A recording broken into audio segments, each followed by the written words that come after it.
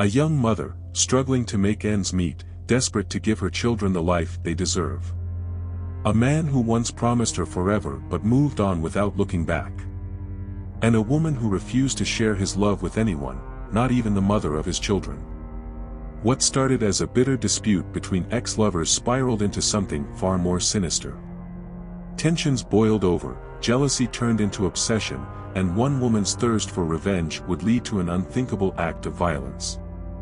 On a cold March night, after a long shift at work, Keosha Billings was just trying to make it home to her babies. She never made it. What happened in that dark alley left an entire city horrified and two young children motherless. Was this a crime of passion? A deadly love triangle? Or a calculated murder fueled by rage and insecurity? The truth behind Keosha's brutal death would send shockwaves through Chicago and expose the chilling lengths one woman would go to for the man she couldn't bear to lose. Before we dive into this shocking case, make sure to like this video and subscribe for more chilling tales of love, lies, and betrayal. Keosha Billings had spent years believing that love, no matter how messy, was worth fighting for. At just 25, she had already endured more heartbreak than most, but through it all, one thing remained constant: her devotion to her children, Zwymir and Amaya. Every morning, she woke up before the sun, packed their lunches, kissed their foreheads, and headed out for another grueling shift at the beauty supply store. The long hours and barely their paychecks were exhausting, but quitting was never an option. She had two little mouths to feed, and no matter how hard life got, she refused to let them go without. But while Keosha was out working, struggling to keep a roof over their heads, Cordell Mathis was living a very different life. The man she had loved since high school, the father of her children, had never struggled the way she did. Cordell, better known as CeeLo on the streets, had charm, good looks, and just enough hustle to keep money in his pocket. But responsibility? That was something he never quite got the hang of. Keosha had spent years waiting for him to change. Through the lies, the disappearances, the other women, she always found a way to forgive him. Not because she was naive, but because she wanted so badly to believe that one day, he'd step up, grow up, and finally be the man his children needed. But Cordell never did. And now, he had moved on. At least, that's what he told everyone. His new girlfriend, Danielle Frazier, was nothing like Keosha. At just 22, she was young, flashy, and obsessed with social media. She had dreams of becoming an influencer, chasing clout with every post, every picture, every moment that could be turned into content. And Cordell? He was just another accessory to the image she was trying to build. But Danielle wasn't just another fling. She wasn't the type of girl Cordell could play games with and walk away from. She was possessive. Volatile. She had a reputation for being jealous, for making it clear that when it came to Cordell, she wasn't sharing, not with random girls, not with exes, and especially not with the mother of his children. And that was a problem. Because no matter how much Danielle tried to erase Keosha, she couldn't. Keosha wasn't some girl from the past, she was forever tied to Cordell through their children. That connection, no matter how inconvenient for Danielle, was never going away. And deep down, Keosha still believed that, one day, Cordell would come back home where he belonged. But Danielle? She had other plans. From the moment she came into the picture, she made it her mission to keep Keosha on the outside looking in. It wasn't enough that she had Cordell, she needed Keosha to know she had lost. She flaunted their relationship online, posting videos of expensive dates, matching outfits, and lavish gifts that Keosha could never afford. But the final blow came when she went after the one thing Keosha cherished more than anything: her children. A video surfaced on Danielle's Instagram. It was Zwymir and Amaya, sitting in her lap while she styled Amaya's hair. Cordell was behind the camera, laughing, playing the role of the perfect family man. "My babies." 2 words. That was all Danielle had written in the caption, but it was enough to send Keosha into a rage she had never felt before. Her stomach twisted as she read through the comments, people gassing up Danielle, praising her for stepping in, for being the real woman in Cordell's life. As if Keosha didn't exist. As if she wasn't the one who had carried those children, fed them, bathed them, and rocked them to sleep when Cordell was nowhere to be found. She saw red. By the time she made it to Cordell's apartment in Englewood, her hands were shaking, her heart pounding so hard it felt like it might explode. She banged on the door, not caring who heard, not caring who saw. He needed to come outside. Now. And when he did, she let it all out. How dare you let that be *tch play mommy to my kids? Keosha's voice was sharp, filled with every ounce of pain and betrayal she had swallowed over the years. Cordell just smirked. Man, you trippin', he said, shaking his head. Danny just helping out. Ain't no big deal. No big deal. The words cut deeper than they should have. He didn't see it. He didn't care. Keosha felt her nails dig into her palms. She ain't their mother, Cordell. I don't want her touching my kids, period. Maybe if you wasn't so broke all the time, you could be around more, Cordell shot back, his tone dripping with disrespect. Danny ain't got a problem talking care of M. That was when the door swung open. Danielle had been listening. She had been waiting. Dressed in a tight designer jumpsuit, her long acrylics flashing under the porch light, she stepped outside like she owned the place. She leaned against the doorframe, arms crossed, a smirk playing at her glossy lips. Your kids, she mocked, tilting her head. Girl, those babies love me. Maybe if you wasn't so tired and crusty all the time, Cordell wouldn't be with me. Keosha clenched her jaw. This wasn't about Cordell. This wasn't even about the cheating, the lies, the way he had thrown her aside like trash. This was about her children. And Danielle had just crossed the line. Keep my kids out your mouth, Keosha warned, her voice low and steady. Danielle laughed. Loud. Or what? She taunted, stepping closer. You mad, 'cause I'm living the life you wish you had? Mad, 'cause Cordell upgraded? Cordell's friends had gathered now, leaning against their cars, watching like this was just another night of entertainment. Cordell himself stood back, arms folded, grinning like this was some joke. Keosha felt the heat rise in her chest, her fingers curling into fists. *tch, get out my face, she snapped. Danielle's smirk widened. Or what? She repeated, taunting her. You ain't gone do nothing, Brock. Smack. Keosha slapped her. Hard. The slap rang out like a gunshot, echoing through the block. Danielle's head snapped to the side, her body stumbling backward. The crowd gasped. Cordell's grin disappeared. For a second, everything was still. Then, slowly, Danielle lifted her hand to her cheek, eyes wide with shock. And when she turned back to face Keosha, her expression was something different. Something dangerous. You just made the biggest mistake of your life, she whispered. Keosha didn't flinch. I said, she repeated, her voice firm, keep my kids out your mouth. Then she turned on her heels and walked away, leaving Cordell, his friends, and the humiliated Danielle standing in the cold. But Keosha didn't know that she had just signed her own death warrant. Danielle Frazier had never been the type to let things go. She wasn't the kind of woman to take an insult and walk away. No, she remembered.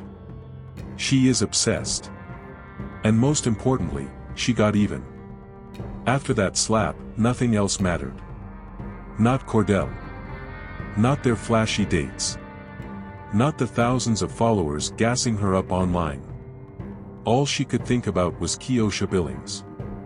For days, she replayed the moment in her head, the sting on her cheek, the gasps from the crowd, the way Keosha had turned her back like she had won. Like she had taken something from her.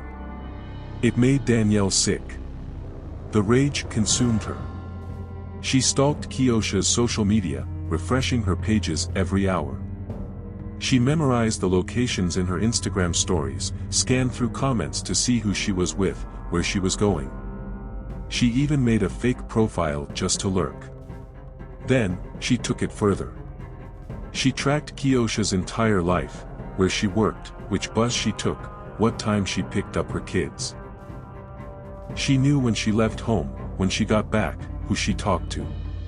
And the more she watched, the angrier she became. Keosha wasn't hiding. She wasn't scared.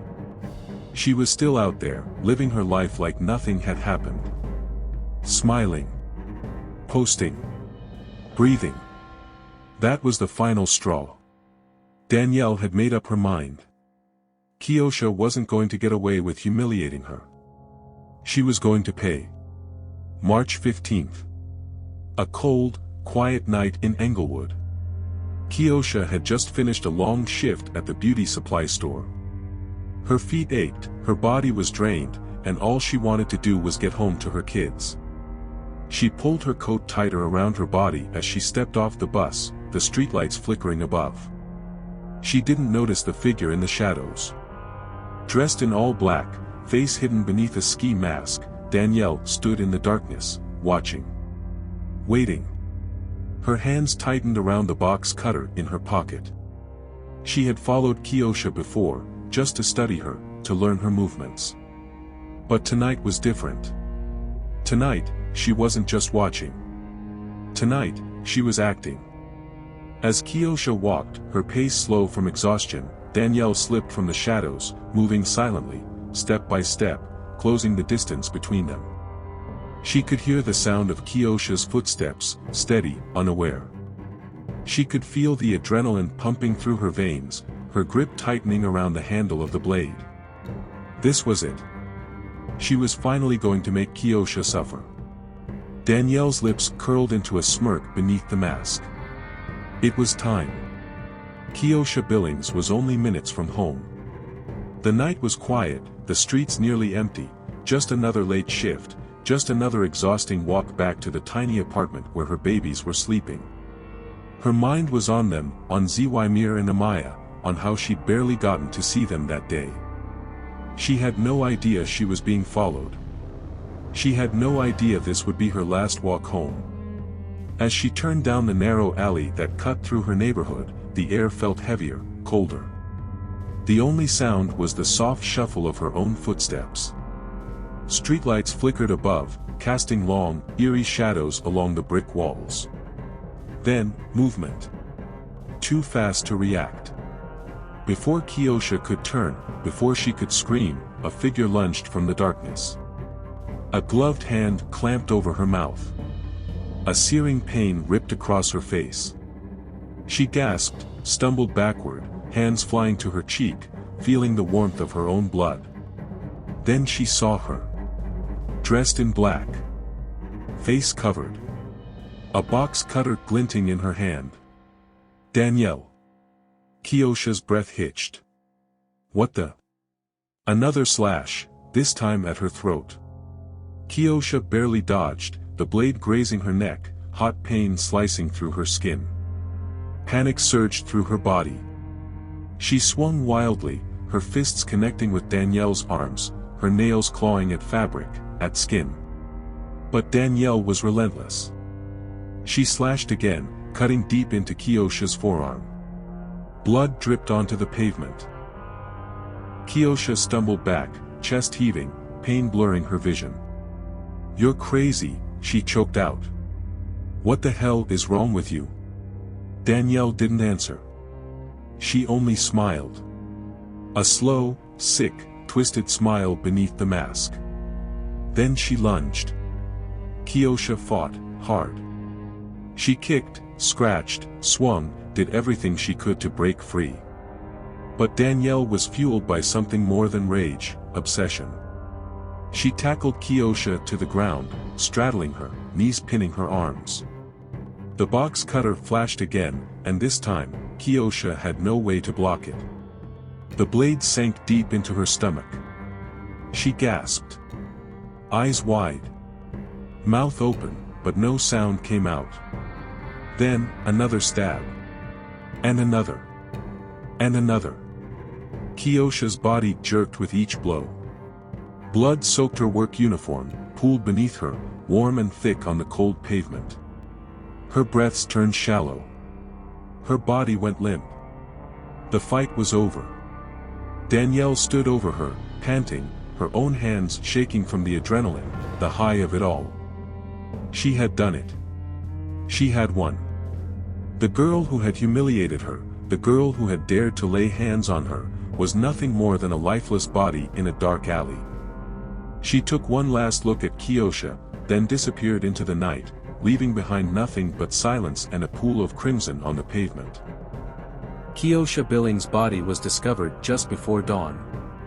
A neighbor taking an early morning walk spotted the dark shape sprawled in the alleyway. At first, they thought it was a pile of discarded clothes, until they got closer. Until they saw the blood. Until they saw Keosha, lifeless, her body cold against the concrete. Panic spread through the neighborhood. The sirens came next. Police. Paramedics. Crime scene tape stretching across the narrow alley, blocking out the horror behind it.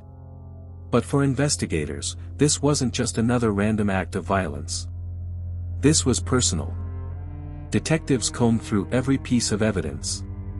Blood spatter patterns, footprints, discarded fibers, anything that could lead them to the killer. But it was the surveillance cameras positioned on a nearby liquor store that provided the first real clue.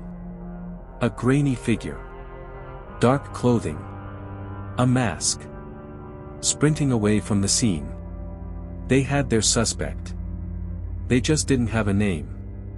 That changed the moment they looked into Keosha's phone records. Her messages painted a clear picture of the growing tension between her and Danielle Frazier. Heated texts. Voicemails laced with threats. Social media posts dripping with jealousy and rage. And then, there were the witnesses. Neighbors had seen it, the explosive argument in front of Cordell's apartment just days before Keosha was murdered. They remembered the slap. They remembered the way Danielle had screamed, her voice shaking with fury. "I'm gonna take care of that bitch for good." The words echoed in their statements. A chilling prelude to what had come next. Detectives had enough to bring Danielle in. But they wanted more. So they went to the one person who could give it to them, Cordell. At first, he played dumb, claiming he had no idea who would want to hurt Keosha. But it didn't take long for the cracks to show. The weight of the interrogation. The evidence piling up. The pressure to save himself. And then, Cordell cracked. He admitted that Danielle had been unraveling for weeks. That she had obsessed over Keosha. Stalked her. Talked about getting rid of her more times than he could count. He hadn't taken her seriously. Now Keosha was dead. And Danielle? She was about to face the consequences. 3 days later, Danielle Frazier was scrolling through Instagram when the police burst through the door. She barely flinched. As officers surrounded her, guns drawn, she smirked, set her phone down, and stretched her arms out as if she had been expecting this moment all along. "Took y'all long enough," she muttered. Her mother, standing frozen in the kitchen, let out a shaky breath, her face twisting in horror. But Danielle? She was calm. Too calm. And as they placed the cold steel cuffs around her wrists, she let out a low, mocking laugh. That bitch had it coming. Her words sent a chill through the room. This wasn't a crime of passion. This wasn't a moment of blind rage. This was calculated. Intentional. She had planned every step, and she didn't regret a single one. But the law was about to make her pay. The trial was a media spectacle. The courtroom buzzed with tension as prosecutors laid out the brutal details. The surveillance footage. The threats. The way Danielle had stalked Keosha for days, watching her every move, waiting for the perfect moment to strike. This wasn't self-defense. This was obsession turned to murder. The prosecution painted a picture of a woman consumed by jealousy, so desperate to be the only woman in Cordell's life that she was willing to kill for it. They played the 911 calls from the night Keosha was found. The panicked voice of the neighbor who discovered her. The gasps of bystanders as paramedics worked in vain to save her life. And then, they played the security footage. The grainy figure in the dark, sprinting away from the crime scene. The same figure police had tracked straight to Danielle's mother's house. The evidence was damning. The defense tried to spin a different story. They claimed Keosha had threatened Danielle first. That Danielle feared for her life. That the slap in front of Cordell's apartment had been the real act of aggression, and that Danielle had simply been defending herself when things got out of hand. But the jury wasn't buying it. Keosha had been unarmed. She had been ambushed. She had been brutally slaughtered in an alleyway with no chance to fight back. That wasn't self-defense. That was murder. When the verdict was read, the courtroom fell silent. Guilty. Danielle didn't flinch. Not when the judge sentenced her to life in prison without the possibility of parole. Not when Keosha's family broke down in tears. Not when Cordell lowered his head, the weight of his choices finally sinking in. She just sat there, blank-faced, as if none of it mattered. Because in her mind, she had already won. Keosha was gone. And for Danielle, that had been the goal all along. Cordell Mathis never spent a single night in jail, but in many ways, he was just as imprisoned as Danielle. The moment Keosha's death made the news, his name was everywhere. Not as the killer, but as the man who let it happen. Friends stopped answering his calls. People whispered when he walked by. At the barbershop, where he once bragged about having women fight over him, the seats emptied when he walked in. He wasn't welcome anymore. Keosha's family made it clear, he would never be forgiven. He might not have held the knife, but his selfishness, his recklessness, had set the stage for murder. The guilt ate at him. The weight of what he had done, or rather, what he hadn't done. If he had just drawn the line, if he had stopped Danielle before she spiraled into obsession, if he had chosen to be a father first instead of a man who played games, Keosha would still be alive. But there were no do-overs. Zwymir and Amaya would never see their mother again. They were too young to understand at first, but as they grew older, the questions came. Why did Daddy let her hurt Mommy? Why didn't he stop her? And no matter how many times Cordell tried to explain, no matter how much he wished he could take it all back, there would never be a good enough answer. Keosha's mother took them in, raising them with a love that was now tinged with sorrow. Every birthday. Every holiday. Every school event. There would always be an empty seat. And as years passed, as Zwymir and Amaya learned the truth about what had happened, about how their mother had begged for her life in a cold alley while the woman their father chose over her carved her body apart, Cordell came to realize something. They would never forgive him either. And maybe, just maybe, he didn't deserve to be. Keosha Billings didn't lose her life in a tragic accident, she was stolen from her children over nothing more than jealousy and pride. A mother, taken too soon. A future, ripped away. All because of unchecked hatred. Her children will grow up without her, left to wonder why. And for what? A fleeting relationship? A bruised ego? How do we protect women like Keosha? What should Cordell have done differently? Let me know your thoughts in the comments. And if this story shocked you, like and subscribe for more cases exposing the dark side of love, jealousy, and betrayal.